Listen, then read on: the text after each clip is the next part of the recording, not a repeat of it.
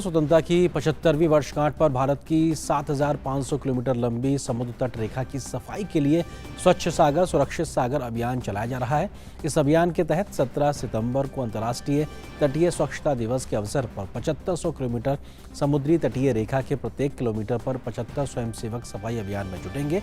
इस अभियान पर और जानकारी दे रहे हैं केंद्रीय पृथ्वी विज्ञान राज्य मंत्री डॉक्टर जितेंद्र सिंह, जो इस वक्त प्रेस कॉन्फ्रेंस को संबोधित कर रहा है। ये सीधे रुख करते हैं।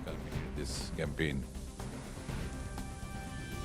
This is indeed the first of its kind campaign, and how the idea came also is a very strange sequence of events. For the first time I thought of this when we saw some of the pictures from the Puducherry beach, where a lot of civil society involvement had also happened along with the government. The beach was not only cleaned, it was redone, it was renovated and beautified also. It was very impressive images. So since we were entering into Amrit Kal, I thought we could have a 75-day campaign dedicated to coastal cleaning. And then suddenly somebody told me that we have something called International Coastal Cleanup Day, which is being annually observed right from 1985. And it is observed on the third Saturday of every September. So when I looked at the calendar, what immediately struck me was the third Saturday was 17th of September, which also happened to be the birthday of the Honorable Prime Minister. So वो खुराफाती दिमाग में आई.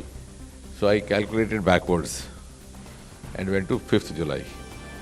I think one of the newspapers also made a cryptic reporting about that, the Indian Express, that while all the ministers are vying for 75 days campaign, here is one who is doing it by back calculation. So I actually didn't calculate it forward, I calculated backward from 17 backward, and we went to 5th July.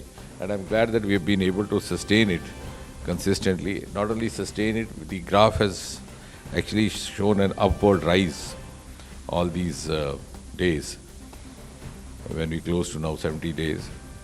Now, what is the significance of him? That is something more important, something which requires to be very seriously introspected for long-term implications. A, of course, Swachhata, which is a flagship priority of this government, and none less than the Prime Minister of India spoke about Swachhata in his very first Independence Day address on the 15th of August 2014, soon after he had taken over as Prime Minister. And I'm sure many of the countrymen would have actually felt amused that here was a Prime Minister talking about toilets from the ramparts of the Red Fort. But then I think that was also a declaration of the intent of the things to come, that here was a government which was actually giving priority to the fundamental issues, the foundational issues, not making lofty claims and lofty platitudes from the Red Fort as the nation had got used over the last 6-7 decades. And that, I think if you look back 8-9 years, Prime Minister Modi has walked the talk, and we are glad that we have tried to live up to that commitment. So that was one aspect of it. Swachhata at every level, in every sphere of life, and hence also in this area which is related to coast. Secondly, when we talk of Amrit Kal, and as Prime Minister has been repeatedly reminding us of the next 25 years, which are going to be very critical for India when India turns 100 and would be on the world pedestal. Where are we going to get this value addition done from? There's something very rarely spoken about, discussed. When all the other resources of value addition get saturated, one huge resource which would still remain unutilized or underutilized in India is the ocean resource. We have one of the longest coastal lines, 7,500 kilometers long. We have an ocean called Indian Ocean, named after this. The other day we had a group of scientists from Australia. So I told them, did you ever realize you come from a place which is also known as a country, which is also known as a continent, which is also known as an island. But the ocean around you is not known as Australian Ocean. Whereas I come from a country which is known as Indian Ocean. So when they looked back in the mirror, I said, no, maybe my forefathers could see that there are a lot of undiscovered property lying underneath. जैसे पुराने ज़माने में ज़मीन में दबा जाते थे, उसके साथ पेड़ लगा देते थे, तो तब उन दिनों बैंक नहीं होते थे. 4 पीढ़ियों के बाद कोई पेड़ के नीचे छाँव में बैठा हो तो देखे कुछ है नीचे, तो निकालता था, उसमें से घड़ा निकलता था, मटका निकलता था जिसमें कुछ हीरे Jawahar. So I said these are my ancestors left this for us, and that's why it's known as India.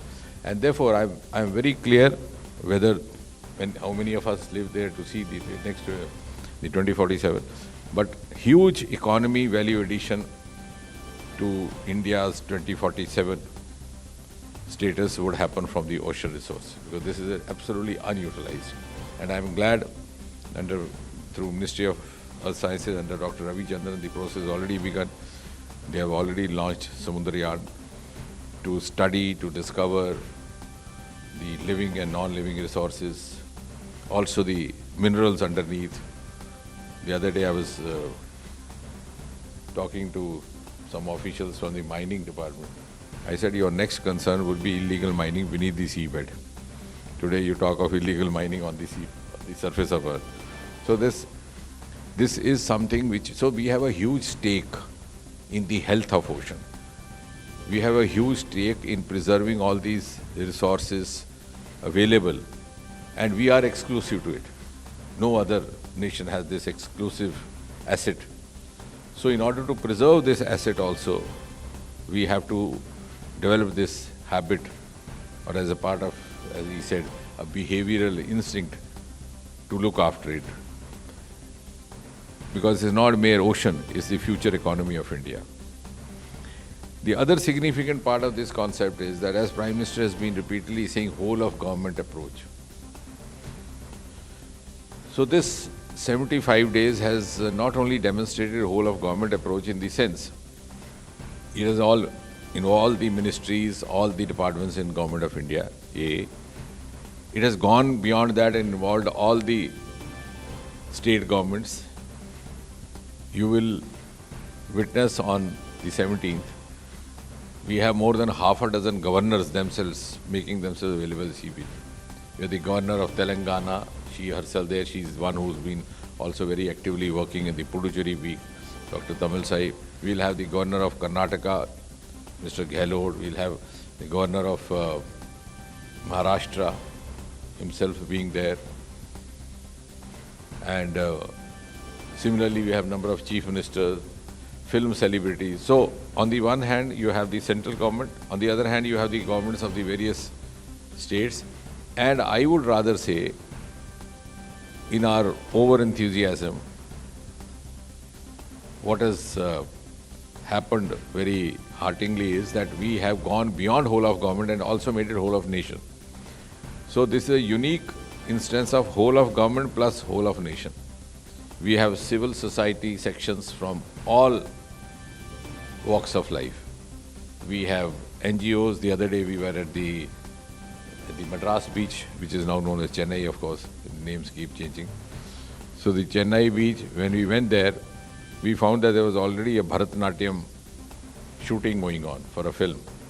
And all those artists also joined us. We had scientists, we had administrators, and of course doctors, medicos. They were actually celebrating an alumni event, and most of them were known to me, so they also joined. So it's an example of whole of government then involving whole of nation. And as I think one of the greatest hallmarks of every campaign launched under Prime Minister Modi is that the Prime Minister announces and the masses take it up, which was not witnessed earlier. Most of the government campaigns didn't receive much of attention. We've seen the fate of so many campaigns, including that famous Hamare Do,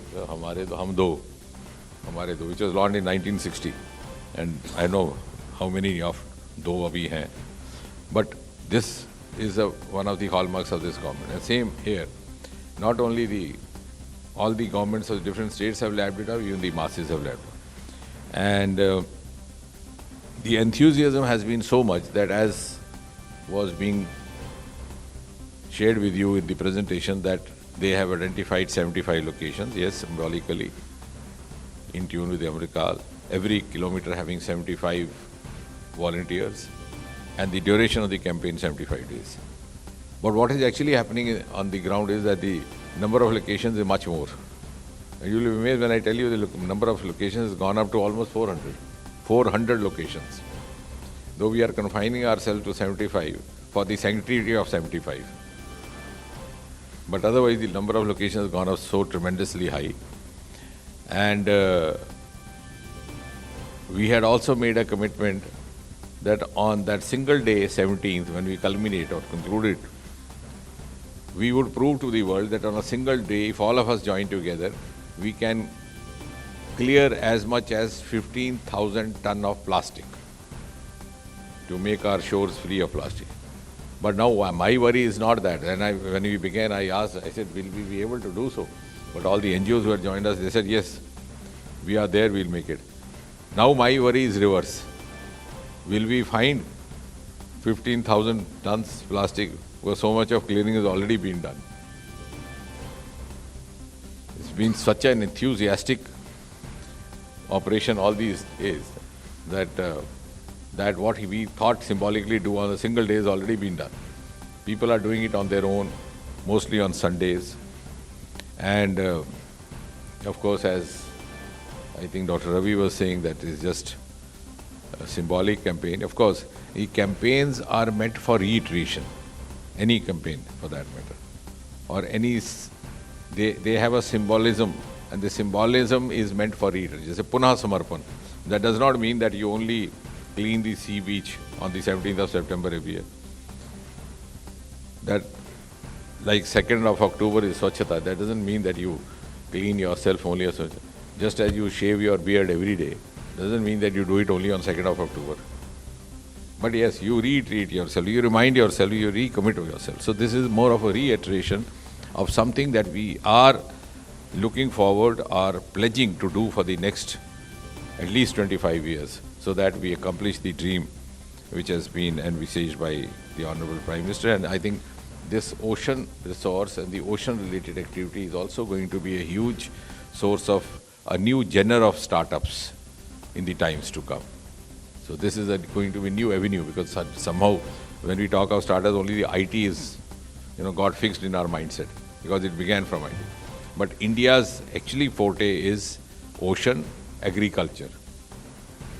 Our Aroma mission is being spearheaded by boys who hardly have science background. One of our brand ambassadors in the Purple Revolution, who was there even the 2-day conference, is a boy I think hardly class 10 pass out. So it's innovation is not necessarily science. No two words in English language have a similar meaning. That is something we should always bear in mind. So innovation is more of creativity than science. Of course, if you have a background of science and technology, you could innovate scientifically. But that does not mean that you are not at a liberty to innovate through other means. So in India, there's a huge resource for innovation for startups in the agriculture sector, in the dairy sector, as Prime Minister was mentioning only yesterday, and of course in the ocean sector. So we are actually now making a headway in a new foray which was left relatively unexplored in the years gone by. So I think that is going to be another contribution long term of this campaign. So thank you very much. Thank you, sir.